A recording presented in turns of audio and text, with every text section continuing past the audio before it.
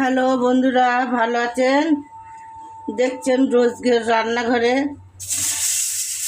আজকে চাদা মাছ নিয়ে এসছে, চাদা মাছের ঝাল হবে। তা আপনারা দেখতে থাকুন।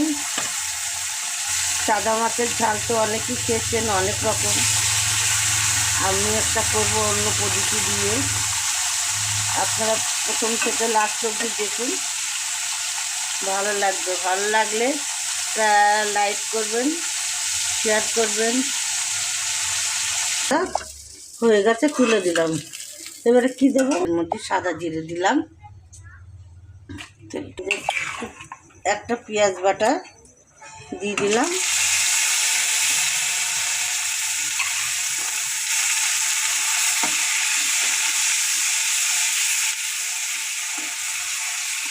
পরিমাণ মতন লবণ দিলাম, আর লঙ্কার গুঁড়ো, ধনে জিরে গুঁড়ো এর মধ্যে পেস্ট করা সব রেখেছি, এটা ঢেলে দিলাম।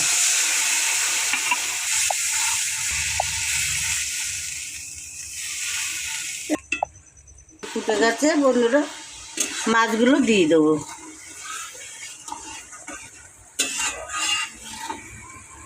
তারপরে একটু ঝোল না থাকলে আমার ঘরে কেউ খেতেও চায় না।